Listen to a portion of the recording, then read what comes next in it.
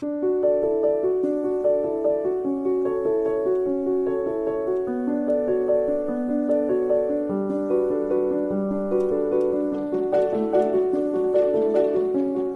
es el Día Internacional del Autismo, día 2 de abril, y es un día para concienciar, para visibilizar. Yo ya lo he comentado, como madre de un niño autista, en mi familia el autismo no se esconde, se acompaña, se respeta, se ama, y hoy es un día especial para, sobre todo, exponer una vez más qué es el autismo y que la sociedad lo entienda y sepa cómo gestionarlo también. Es importante. Hoy tenemos la visita de Abraham Arenas, precisamente aquí al centro comercial El Paseo, en el puerto de Santa María. Él es doctor cum laude, es investigador, conferencista. Él es el creador, fundador de One Smile to Change the World, una sonrisa para cambiar el mundo, y sobre todo, persona autista, diagnóstico tardío, pero que tú te diste cuenta desde el principio que eras diferente. Eras único, diferente, pero eras tú, Abraham Arenas. Abraham, un placer tenerte hoy aquí. Un placer siempre acompañaros, como siempre. Gracias por la invitación. Día 2 de abril, un día especial. Tú dices que este día, claro, mejor que llegue el momento en el que no se tenga que celebrar. No es momento de celebración, pero sí es momento de visibilización y concienciación a la sociedad. Y de crear comunidad. O sea, yo creo que es importante, sí, es importante que lo tengamos en cuenta 365 días del año, ¿no? Y que hagamos esto todos los días, ¿no? Pero bueno, ojalá, como digo, que algún día no tengamos que tener este tipo de celebraciones, pero de momento es muy importante, ¿no? Que el mundo nos escuche, que el mundo nos entienda y que sepa que estamos aquí, sobre todo por eso también, por crear comunidad para las familias que, hay muchas familias sufriendo en el mundo, ¿no? Entonces es importante crear estos días. Cada uno necesita su tiempo, y lo digo desde el momento de la experiencia, ¿no? Mi hijo fue diagnosticado hace 4 años y yo necesité mi tiempo de maduración. O sea, hay gente que el diagnóstico lo toma como un alivio porque lo necesitaban saber para encajar. Supongo que en tu caso fue eso, un alivio. Pero en el caso de niños, cuando son niños pequeños y cambian esas expectativas de la maternidad, de la paternidad, claro, es un duelo. Hay una negación, es un duelo, no lo quieres ver. Del duelo y la negación pasas a la aceptación. Bueno, pues no me queda otra, es la realidad. Pero ahora, ¿cómo los pongo? ¿Cómo lo hablo a la sociedad? Porque claro, hablamos de una discapacidad no visible. Muchas veces, cuando está en grado 1 o un grado 2, no es visible a la sociedad, pero sí hay algo, ¿no? La gente, son prejuicios, estigmas que todavía tenemos que luchar con ello. Entonces, es muy importante el trasladar un día como hoy, que cada familia necesite su tiempo, que se lo tome, que un diagnóstico no llega y directamente, pues lo tengo que aceptar. ¿Cómo es ese proceso y cómo trasladarías a las familias, Abraham, como una persona autista que además tratas con familias que llevan ese proceso, cuando reciben en casa un diagnóstico, cómo lo tienen que acoger ese diagnóstico? Pues mira, bien, como bien dices, ¿no? En mi casa el autismo se entiende, se acompaña, para mí y se respeta, ¿no? Para mí es tan importante hacer lo mismo con las familias. Una familia que está en proceso de duelo hay que entenderlo, aceptarlo, validarlo, respetarlo y acompañar ese duelo con la familia. Yo a la familia siempre digo, mira, vamos a trabaja en ti, es muy normal, valídalo, entiende esa emoción, vamos, no podemos ir en contra de ella, no te sientas mal porque la culpa encima hace que se extienda el proceso. Ahora, lo que es innegociable es que desde el primer día empecemos a estimular al niño. Esa parte es innegociable y luego ir trabajando en paralelo con la familia, ¿no? Porque yo algo que siempre digo, ¿no? Yo para elegir una familia con la que trabajar, ¿no? Las familias que vienen a trabajar conmigo, para mí la familia tiene que estar 100% preparada a hacer ese cambio a nivel familiar, a entender el autismo y a crear. Siempre digo, en el momento que hay una persona neurodivergente en una familia, la familia hay que verla como una familia neurodivergente, porque las dinámicas cambian, lo conocen mejor que nadie también. Entonces, pues es ir trabajando en la aceptación. El problema está en que muchas familias se olvidan de ellos, ¿no? Es un poco yo trabajo mucho vale, o sea, tú eres mamá, pero ¿dónde está Beatriz? O sea, Beatriz tiene que cuidar a Beatriz y luego ya cuidar de ser esposa, de ser madre, pero ante todo tiene que cuidar también a Beatriz para estar bien para el resto de cosas, ¿no? Y eso es a lo que muchas familias se olvidan de eso, ¿no? Yo trabajo mucho en toda esa parte también, ¿no? Entonces, a una familia que recibe el diagnóstico, yo acepto, respeto, acompaño todo ese duelo, Pero bueno, lo que debe ser un poco innegociable es vamos a empezar a estimular al niño, independientemente de vuestro proceso. Aquí es una dualidad, como tú dices, o sea, es importante, vamos a estimular al niño, que como tú siempre abogas, no sería por terapia, sino por una educación que esté preparada, ¿no? No trabajamos el autismo con terapias, sino con una educación personalizada, pero también es muy importante la figura de los padres, el educar y enseñar a los padres, la aceptación. Si los padres no lo aceptan, nunca van a trasladar ese apoyo al niño que está diagnosticado. Totalmente. Aquí es donde siempre digo, ¿no? Padres formados, hijos empoderados. Para mí la mejor terapia proactiva es la formación a los papás. Fíjate que yo no es que no diga, es que diga que las terapias están mal, están genial.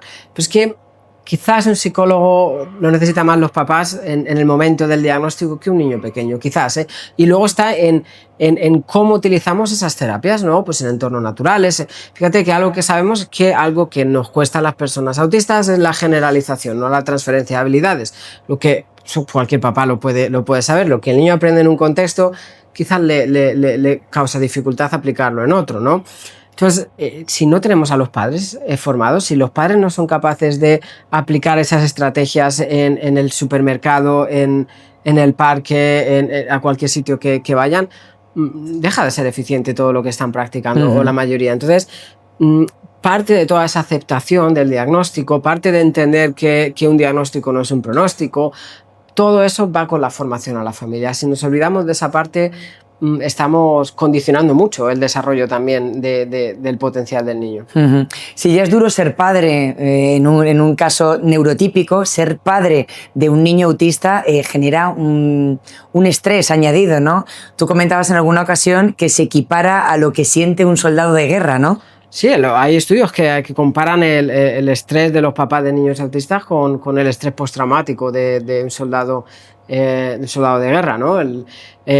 Es impresionante. El problema está en que, fíjate que hay un ejercicio que hago mucho, ¿no? No tengo un bolígrafo, pero siempre le pido a la familia, digo, sujetar un bolígrafo así un ángulo 90 grados. Digo, ¿pesa? No. Digo, sujetarlo 5 horas. Empieza a pesar un poquito, digo, sujetarlo un día entero, verás lo que pasa. Seguramente tengas una lesión. Y es lo que pasa con el estrés en las familias. Todo va... pasan muchas veces, se ve que pasan del duelo a todos los recursos, todo lo que tengo en el niño, olvidándose de ellos. Y un día ves a tu hijo en una crisis, otro día a tu hijo que no le incluyen en una actividad. Todo eso se va acumulando, va pesando y luego ya es muy complicado. Y fíjate que yo siempre digo que al final el trabajo duro, para ser independiente, el trabajo duro lo tiene que hacer el niño, lo tenemos que, como cualquier hijo, ¿no? Ahora bien, familia, profesionales, somos 100% los encargados de crear ese contexto adecuado para que desarrolle el máximo potencial. Si no se crea ese contexto, lo tenemos muy complicado las personas autistas.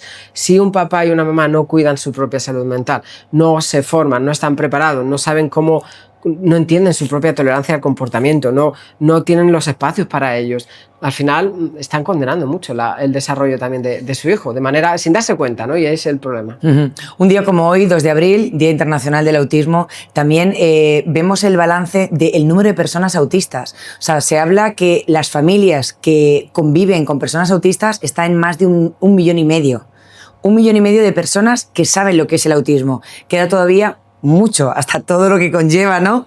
El cómputo general. Ahora hablamos de 500.000 autistas, 500.000, y más de 80.000 son menores. ¿Hay un crecimiento, un aumento de diagnóstico de autismo en los últimos años? Sí que hay un crecimiento en el diagnóstico, pero ojo, fíjate que yo aquí soy muy comedio, muy académico para todo esto. Hay estudios que hablan en Estados Unidos 1 de cada 36, por ejemplo. Tenemos que entender que muchas veces lo que falla, tenemos que entender el estudio también, que era en un sitio determinado, con una edad determinada. Lo que sí, que fíjate, yo me voy a las estadísticas más optimistas, que son las de la OMS, ¿vale? Que hablan 1 de cada 100 personas. Ya sabemos que son demasiado optimistas, ¿no? Pero incluso si nos basamos en esas estadísticas, hay un infradiagnóstico enorme. No hay un 1% de la sociedad a nivel mundial no está diagnosticada. O sea, cuando dicen hay un sobrediagnóstico, no, todavía un infradiagnóstico. Que es curioso, ¿no? Porque se diagnostica mucha gente, sí, pero no todavía no toda la gente que realmente... que está siendo diagnosticada con otro tipo de trastorno o de enfermedad. Lo que sí que hemos avanzado mucho en instrumentos diagnósticos, se conoce más cómo el autismo se presenta en mujeres, por ejemplo, que es algo muy importante, que se ha estado obviando durante mucho tiempo. Entonces, cada vez se diagnostica más y es muy importante también, ¿no? Ponerle nombre, poner una etiqueta para tener una base sobre la que trabajar, porque al final te da una base de entendimiento, por lo menos, porque luego cada caso es único. Nos queda mucho camino por recorrer, Abraham, pero sí que echando la vista atrás y nos vamos a la etapa de los años 40, cuando surge esa primera palabra, ¿no?, del autismo, que además estaba relacionada con la esquizofrenia. O sea, parecía que los síntomas del autismo eran una variante de la esquizofrenia. Y efectivamente, fue avanzando, pero sí que las personas autistas estaban supeditadas a una sociedad que no les dejaba existir. O sea, les apartaban, no eran aptos para la sociedad. ¿Cómo crees que ha avanzado de esos años 40, 50 a día de hoy? Hemos avanzado de tal manera que al menos el autismo trabajamos en la inclusión, ¿no? Mira, yo creo que es importante entender así rapidito, sobre todo los modelos de discapacidad que han existido, ¿no? En esa época hablamos del modelo de discapacidad tradicional, o sea, la persona discapacitada, o en este caso autista, era segregada totalmente, ¿no? El caso siempre ha habido, lo que pasa es que no se veía. Luego pasaba a un modelo rehabilitador, etcétera, etcétera. Estamos en un modelo social o modelo de derechos también, otro modelo, lo que aboga precisamente porque tengamos el mismo derecho, acceso a todos los servicios de igual manera. El modelo social de la discapacidad lo que te dice es igual, ¿no? Que no son una persona con diversidad funcional, no es discapacitada per se, es por el sistema, ¿no? Porque no tenga acceso al resto de servicios. Entonces, yo creo que el avance ha sido enorme. Hablamos de un trastorno, hablamos de una condición que hace 80 años que se habla de ella, por lo tanto es algo muy, muy nuevo, ¿no? Y sí que estamos consiguiendo avances muy, muy importantes. Si te pones de la entrada de toda la neurociencia también hace 20, 30 años, los avances son increíbles, sobre todo como comunidad también, ¿no? El sentido, se aboga mucho por la agencia, por la identidad, la autodeterminación, y para mí es algo muy importante también. Aún así queda, como decíamos, mucho camino por recorrer. Como madre de un hijo autista veo mucha carencia, ¿no?, mucho déficit en lo que es el sistema educativo, sobre todo en la sociedad también. Entonces, ¿cómo debemos de plantearnos un día como hoy los padres esa lucha?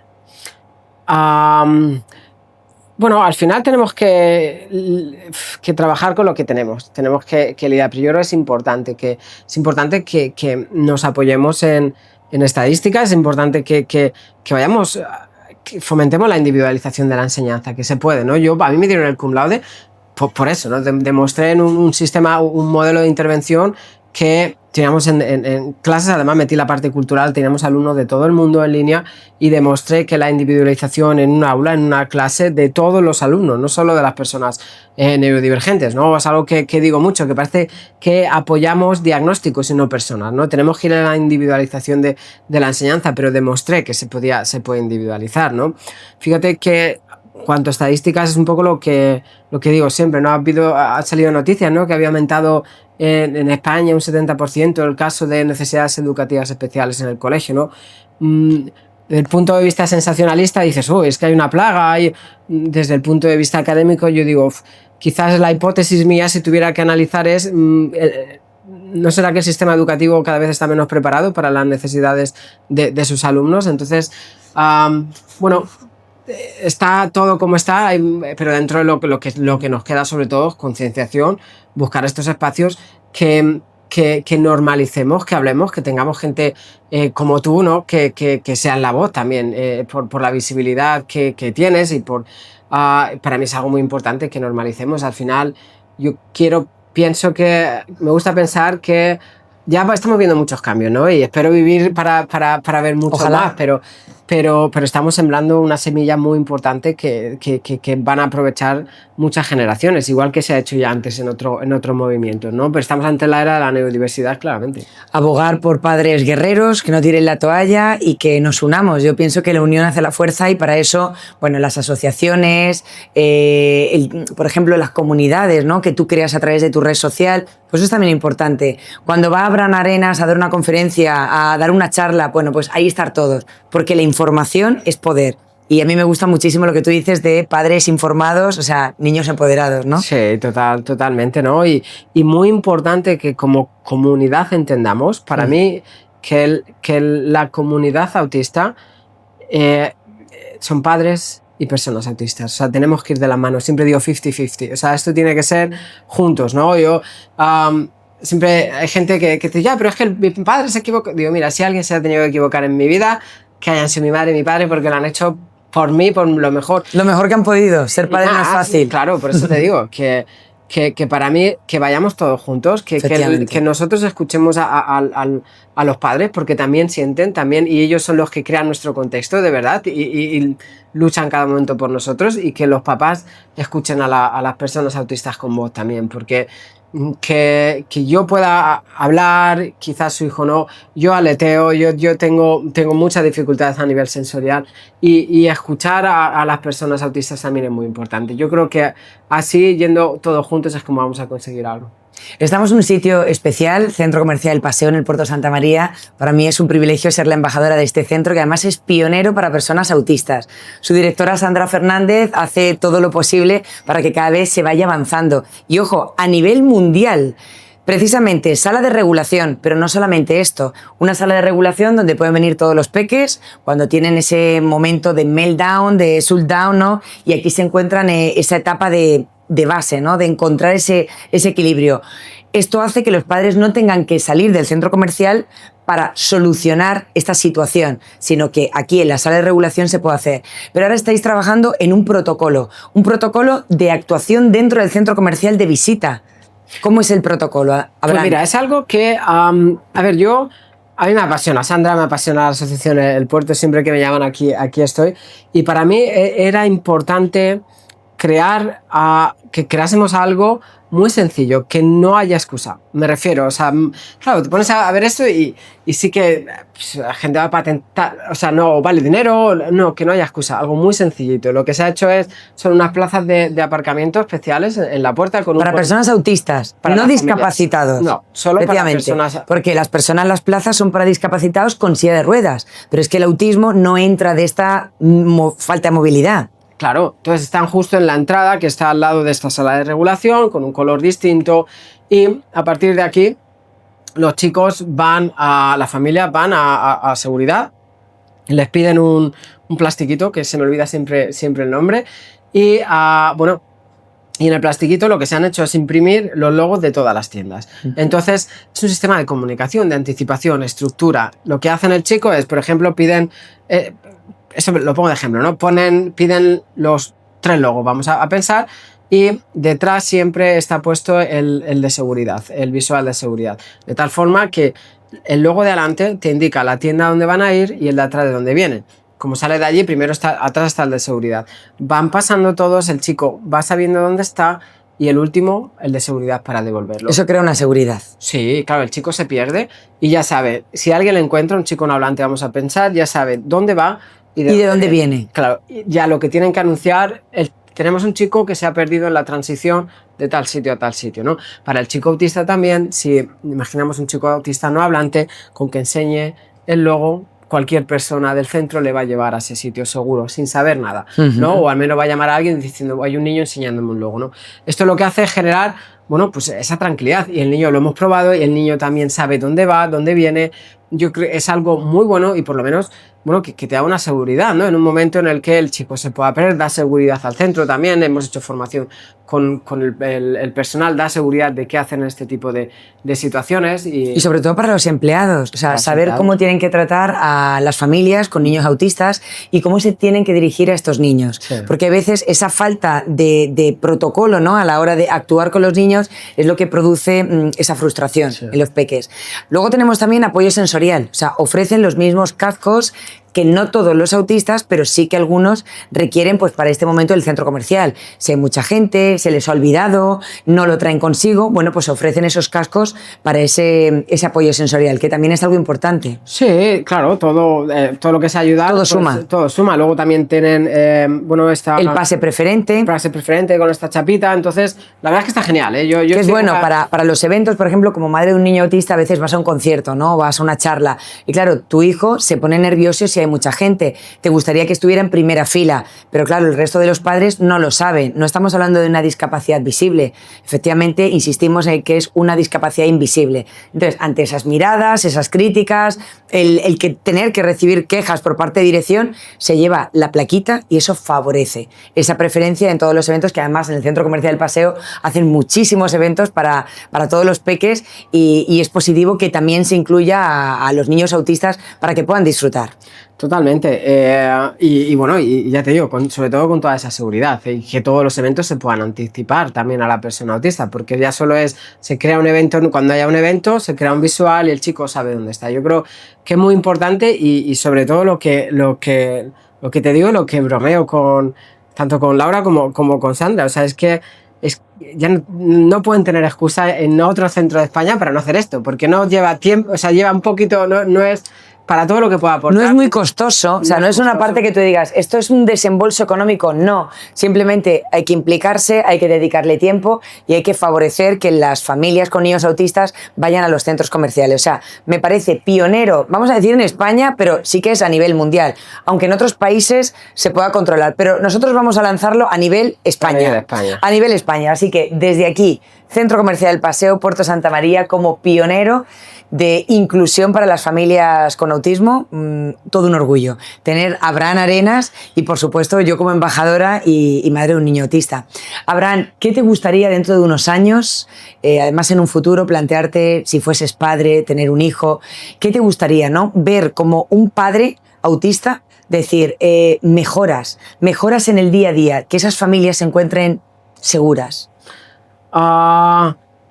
Es que crear que de verdad seamos parte de, o sea, que haya de verdad un modelo de convivencia, tenemos que hablar de inclusión, ¿no? Tenemos que seguir hablando de inclusión porque sigue existiendo exclusión, ¿no? Pero ojalá un día llegue el punto, el momento en el que hablemos de convivencia. No pueden incluirnos en un sitio al que ya pertenecemos, ¿no? Yo quiero que mis hijos, mi hijo, mi hija encuentre...